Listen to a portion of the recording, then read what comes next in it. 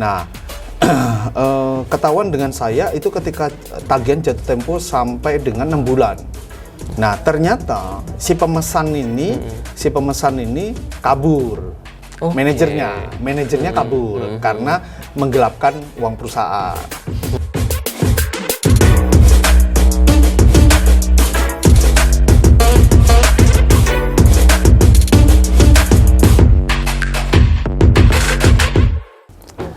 Baik pemirsa Samurai TV, sekarang kita lanjutin nih obrolan kita tadi mengenai tantangan dan juga problem solving ya Mas ya dari Raja Promosi. Tadi kan aku pernah dengar juga ini, yang pastinya satu hal yang baik datang pastinya beribu hal jahat juga mengikuti ya Mas ya. Dan juga buat Raja Promosi sendiri buat nyusun strateginya nih. Buat nyusun strategi dari awal pitching klien dan juga untuk finishing atau ya biar klien itu tetap stay terus di Raja Promosi ini gimana Mas strateginya ini? Ya, kalau untuk produk supaya konsumen tetap ini di harga, yang pertama di harga, yang kedua adalah di kelengkapan produk, terus kemudian yang ketiga di waktu produksi. Ketika konsumen minta dadakan, kita harus siap gitu loh. Ada beberapa yang emang dia tidak mampu ketika Mas besok jadi ya, itu nggak bisa gitu. Terus minimal berapa hari itu ordernya? Tergantung gitu, barang, tergantung produk. Ada yang 1 hari, ada yang mau ditungguin juga nggak apa-apa kalau mau ditungguin gitu. Ya. Terus kemudian kemampuan kita menjaga stok barang. Karena ketika kita nggak punya stok barang, itu akan riskan, konsumen akan tetap order gitu loh. Jadi Bu, stoknya habis nih, kita harus pesen dulu. Nah, ketika dia pesen dulunya itu yang posisinya terus kemudian menjadi riskan untuk konsumen. Makanya saya mainnya ada di situ. Di harga kalau emang dia pembayaran cash di depan, saya biasanya kurangin. Terus kemudian stok barang saya aman. Terus kemudian waktu produksi, saya bertanggung jawab terhadap produksi.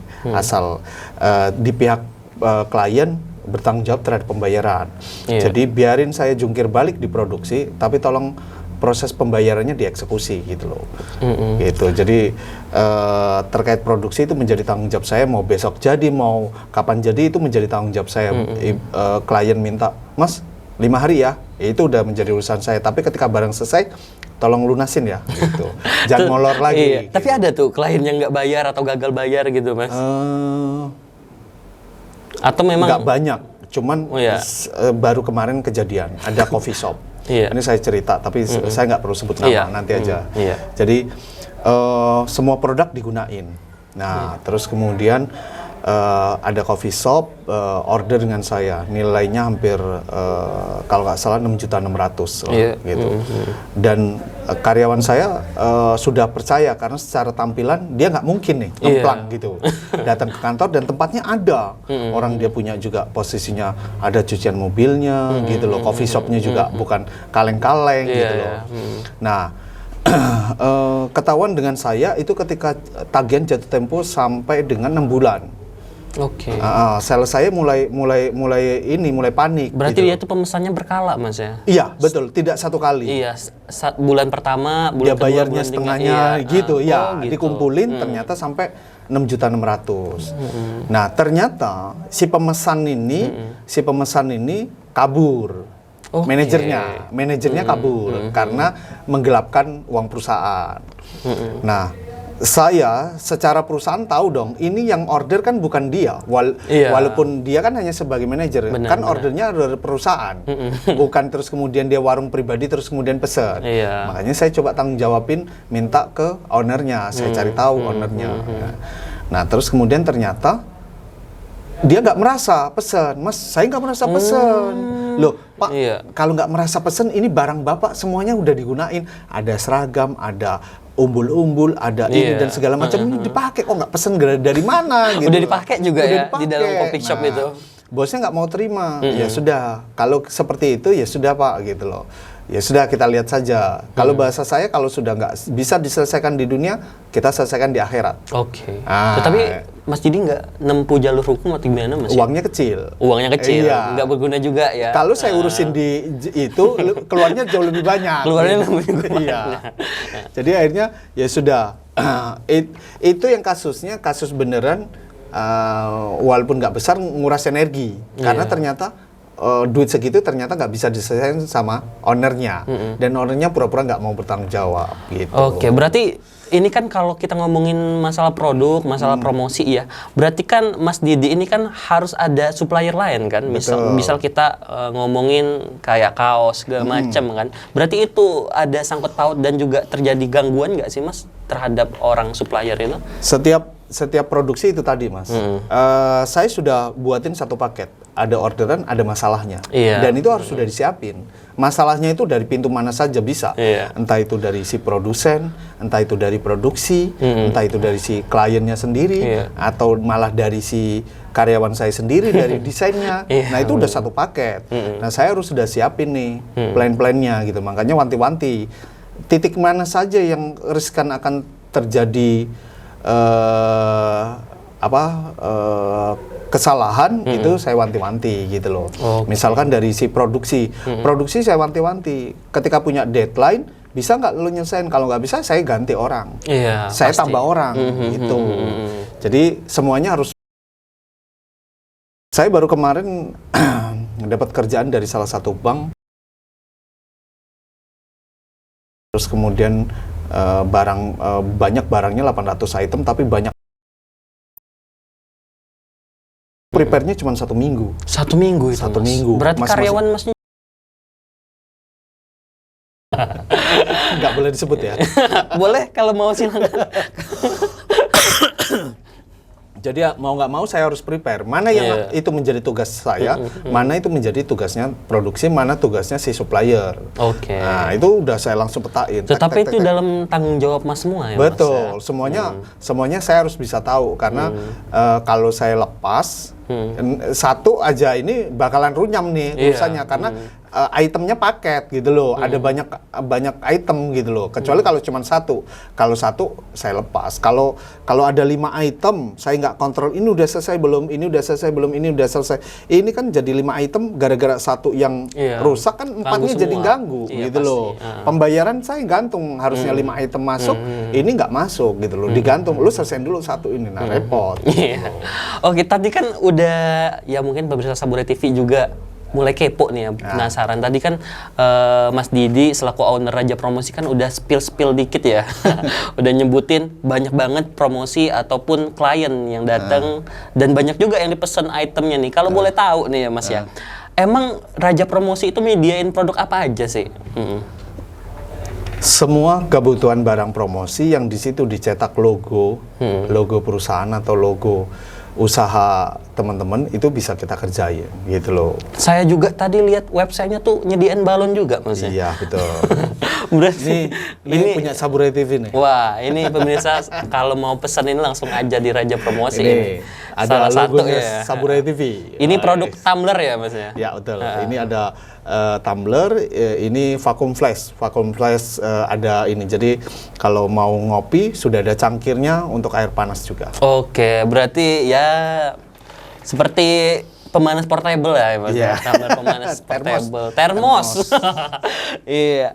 Oke, ini kan yang saya penasaran juga ya Mas. Ini banyak banget ilmu tadi yang diomongin sama Mas Didi dari masalah awal, titik mula terjadinya bisa membentuk Raja Promosi, tantangan dan lain sebagainya. Tetapi yang saya pengen lihat ya Mas ya, emang prospek dari bisnis media promosi ini sebesar itu kah Mas?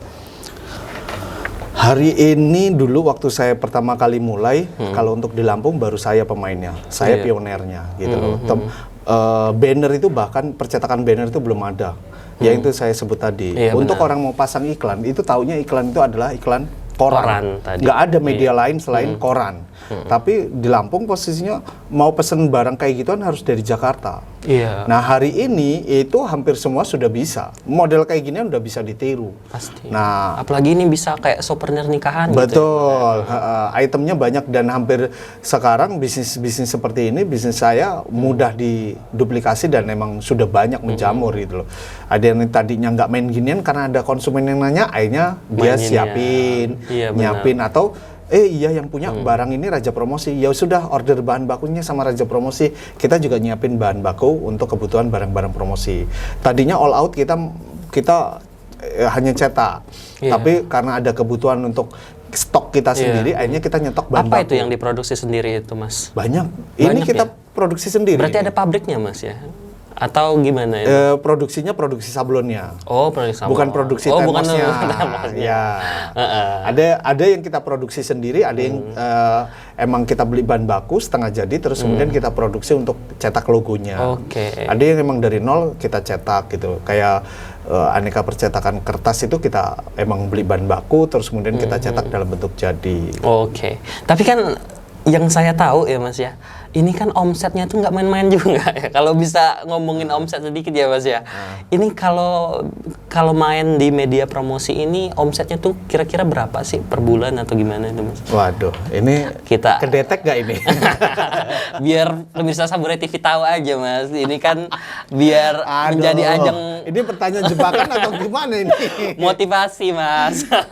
Aduh, berat. Cukup ya Mas ya. Iya. Jadi teman-teman kalau emang ini bisa dilihat dari jumlah karyawan atau emang dari aktivitas sih sebenarnya. Omset itu kan terkonversi dengan jumlah karyawan biasanya saya melihatnya gitu. Jumlah karyawannya berapa Mas? Sekarang 70. 70 itu ya. Ya, bisa dipikir lah ya pemirsa Samurai TV ya. Jadi dihitungnya misalkan hitung gaji karyawan UMR gitu. UMR atau berapa dibuat rata-rata, terus kemudian itu harus bisa dikali 10 kali lipatnya, gitu aja. 10 kali lipatnya. Berarti 10 kali lipat itu sebagai dana darurat atau dana persiapan gitu Mas? Bukan, mau ngitung omset itu dari situ aja. Bukan ngitung dana darurat. 10 kali lipat Mas? Iya, ngitung omset ya bisa dari 10 kali lipatnya. Harus bisa seperti itu. Kalau mau dihitung rata-rata berapa gitu. Iya. Ya udah bisa dihitung sendiri lah ya Mas ya. Dan juga ini yang saya penasaran nih Mas ya. Emang bisnis dari media promosi ke depannya itu gimana sih Mas? Kalau melihat ke depannya? Hampir sama dengan media ya, bisnis media yang tadi kita ngobrol di luar. Ini akan terus ngikutin perkembangan zaman, kebutuhannya gitu loh. Jadi sepertinya bukan hanya ini saja, nanti ngikutin perkembangan zamannya seperti apa deh gitu. Kebutuhan customer itu ada di mana, itu kita akan tetap terus ngikutin. Kita juga nggak tahu dulu orang taunya media promosi banner kan, banner. Terus kemudian muncul yang kayak gini digunain untuk jadi media promosi juga bisa. Nah, kedepannya kita pun belum bisa tahu pasarnya seperti apa gitu loh. Cuman alhamdulillah Raja Promosi sudah punya lini usaha terpisah yang hari ini emang sudah banyak lagi boomingnya, yaitu kemasan. Iya. Kemasan gimana itu Mas? Jadi kan setelah COVID ternyata orang-orang butuh kemasan yang posisinya dia harus take away dari itu kan, tempat makanan itu. Nah, bisnis itu yang sekarang lagi bagus-bagusnya dan hampir seluruh provinsi di Indonesia juga bermunculan tumbuh perusahaan-perusahaan baru yang emang dia main-main kemasan seperti wadah kotak take away, terus kemudian wadah nasi yang emang bukan lagi pakai bungkus koran tapi sudah diwadahin take away. Iya, benar.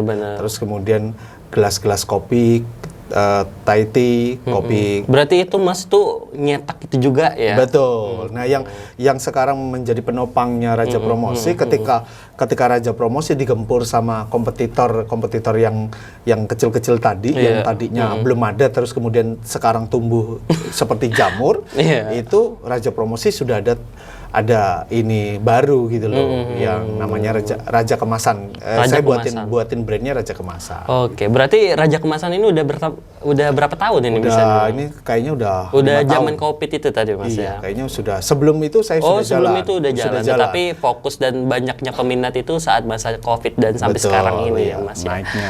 Iya. Dan juga ini nih Mas. Berarti Raja Promosi ini kan sebagai bentuk produksi pemasaran, media promosi juga. Betul. Ya. Tetapi kalau misal Raja Promosi ini masuk nggak sih ke dalam segi iklan dalam digital? Iklan digitalnya contohnya apa? Misal tadi kan Mas berbicara mengenai iklan di koran gitu. Nah, kalau masuk ke dalam digital atau ke YouTube atau itu gimana Mas? Kita mungkin pasang iklan ya. Kalau pasang iklannya kita pasang iklan di IG itu sudah menjadi kebutuhan ya kalau untuk zaman sekarang ya. Tapi kalau untuk bermain media promosi di digital kita enggak. Kita emang benar fokus produk, produksi produk gitu loh. Siap. Oke, baik pemirsa Saburai TV, jangan kemana-mana. Pastinya kita akan melanjuti obrolan kita yang seru. Jadi tetap nonton program Saburai Talk Podcast.